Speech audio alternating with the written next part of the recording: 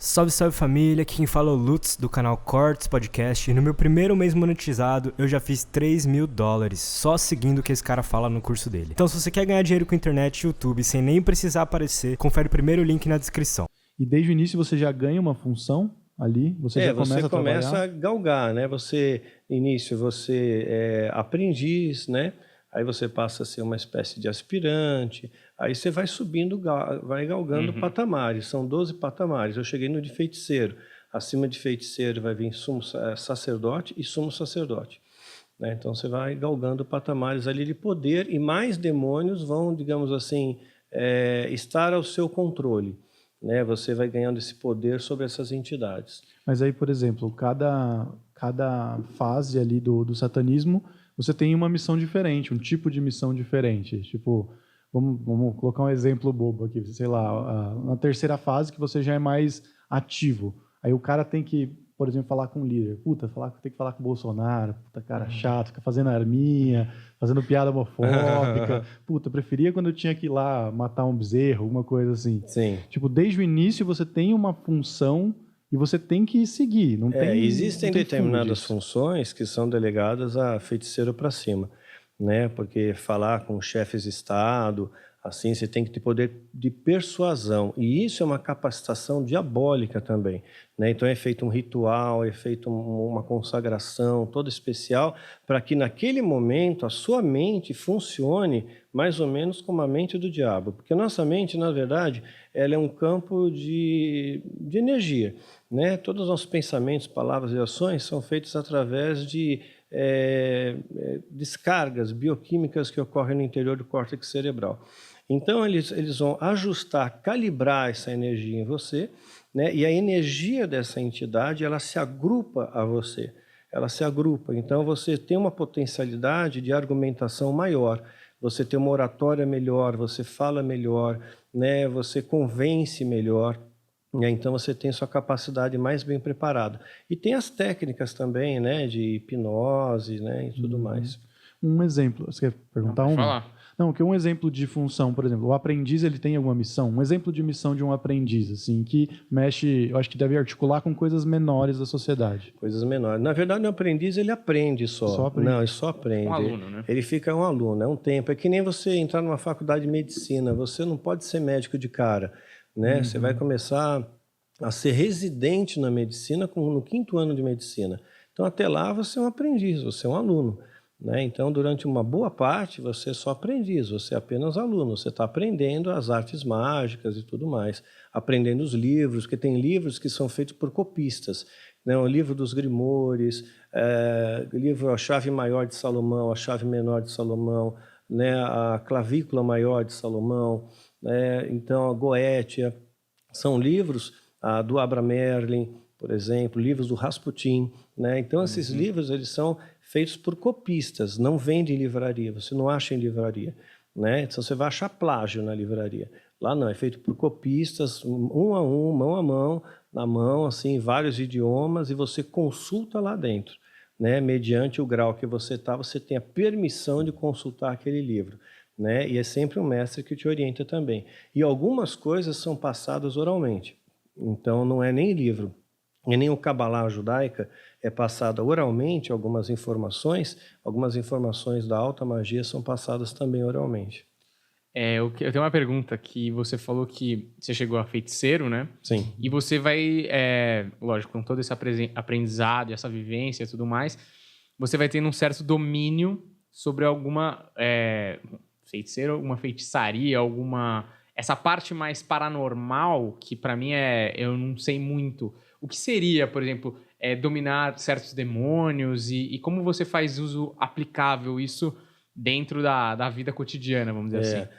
Dominar demônios é um tanto quanto subjetivo, porque na verdade eles enganam, é o pai da mentira. Ele finge que está sendo dominado por você, né, mas ele que te domina, na verdade, né? Tá. Então, Salomão, por exemplo, quando ele se inclinou a Astarote, isso a Bíblia fala e deixa uma marca. Em 1 Reis 10:14, diz que Salomão se inclinou a Astarote e ele recebeu 666 talentos para isso.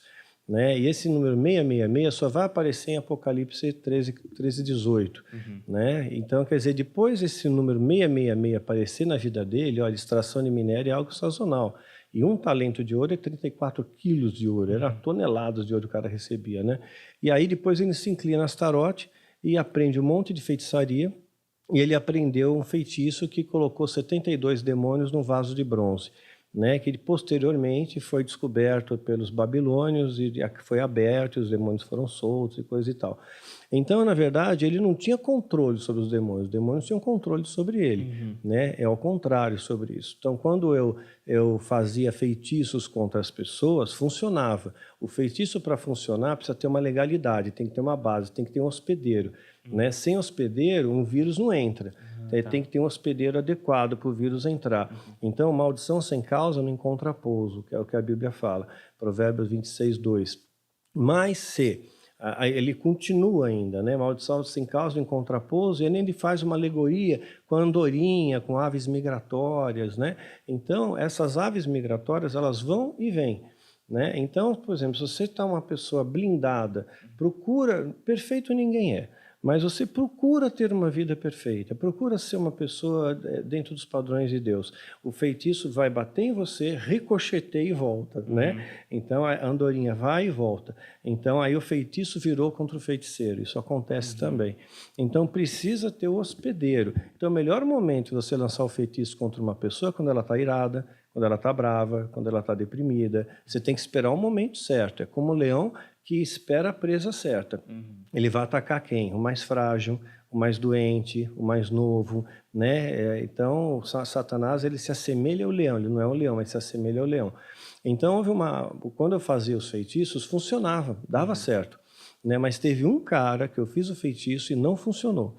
Aí me deixou com a pulga atrás da orelha. Como assim não funcionou? Eu fui ensinado toda a minha vida, né, todo o período que eu fiquei lá, dos 17 aos 25 anos e 8 meses, né, acreditando que era invulnerável, que a magia sempre funcionava. Eu lanço o feitiço no cara, o cara está inteiro, o cara não aconteceu nada com ele. O que aconteceu com esse cara? Aí eu fiquei pensando a respeito disso. Fiquei pensando se realmente tinha me iludido ou não, né? Aí, se vocês quiserem, eu conto a história. Por favor, agora você vai fazer esse teaser e não vai contar. Então tá bom. Então é o seguinte, tinha um pastor, o nome dele verdadeiro é Luiz Augusto Zitt. Nós demos o nome de Brint no livro, né? Então, eu namorava com uma moça e teve uma ocasião que ela falou alguma coisa e eu dei alguma resposta para ela automática, assim, eu lancei encantamento contra ela, lancei encantamento contra ela e, sei lá, funcionou, ela ficou doente e tal, né? E ela achou estranha aquelas palavras, né? Porque as palavras de encantamento, elas são usadas em 3 idiomas, no Enochian, que é considerada a língua de Deus, quando Deus fala, haja luz, ele usou um idioma, esse idioma seria o Enoque, que foi ensinado pelos anjos caídos ao homem, né? É usado em aramaico, né? E é usada também em hebraico, são 3 idiomas usados nas feitiçarias, né? O pentagrama para alguns rituais, o hexagrama para outros rituais, e depende, cada um tem a sua simbologia. Aí eu fiz o ritual aí ela marcou com esse pastor, né? O Zitt marcou com ele, né? Ele era pastor da Igreja Batista do Morumbi, né? E ele acreditava em batalha espiritual, mas a igreja não acreditava, não tinha essa visão. Eles tinham um ato social muito bom, né? Eles ajudavam bem a favela de lá, tudo, né? E ele acreditou, ele marcou encontro comigo na 9 de julho, que era o escritório da igreja. Aí ele marcou encontro comigo para conversar. Aí eu fiz um feitiço contra ele. O feitiço, o ritual, vem de rigoroso. É cheio de coisas rigorosas. Você não pode errar em nada, sabe? Tem que ser tudo perfeito, né? Quer dizer, então, por isso que hoje, quando eu faço as coisas de Deus, eu faço perfeito, né? Na arte marcial que eu aprendi, é tudo feito com zelo, com perfeição. Não faço nada mal feito. Fazer mal feito eu não faço. Então, é uma coisa que, bem ou mal, Deus usou para me ensinar a disciplina, né? E fiz o feitiço contra ele a noite inteira, né? A noite toda de ritual, 6 horas de ritual. Falei, pô, o cara vai morrer, né? Aí eu fui na entrevista com ele, né? E tinha certeza que o cara ia morrer. Aí cheguei lá, ele atrasa 1 hora, 2 horas, 3 horas. Eu olho para a secretária, bom, acho que o pastor não vem, né? Ela, não sei o que aconteceu, ele nunca falta, tal. Pensei com meus botões, morreu, pronto, morreu, acabou. Ganhei. Morreu, pronto, mais um, né? Aí voltei, eu trabalhava numa empresa, né? Quando se está no satanismo, tem empresários de alta patente, né? Que te puxam para essas empresas. Eu trabalhava numa empresa que o meu chefe era um francês, né? E eu atingi rapidamente a posição de gerente de operações financeiras. Aí eu recebi um telefonema, a secretária passou, tal, falou, olha, o pastor não foi ao encontro. Pensei que meus botões, claro, de fundo não vai ao encontro, né? Aí ela pegou, falou o seguinte, falou, não, sabe o que acontece? É que ele sofreu um acidente de carro, mas o carro dele machucou, deu perda total, tudo, mas glória a Deus, ele não sofreu um arranhão. A vontade que eu tive na hora, eu falei assim, você pode me dar seu nome completo, data de nascimento? Vou fazer um feitiço para você agora. Né? Então, aí peguei e marquei outro dia. Né? Marquei outro dia, foi na sala dele lá esperando, 1 hora, 2 horas, 3 horas, o pastor não vai. Então, aí eu estou no meu escritório, toca a secretária da igreja, o pastor não foi ao encontro. Falei, pô, agora foi, né? Aí eu falei, não, a filha dele caiu, se machucou, quebrou o braço, foi um acidente só, mas ele está bem, ele vai amanhã. Você pode amanhã? Aí eu peguei e chamei mais 5 amigos meus, mais 4, perdão.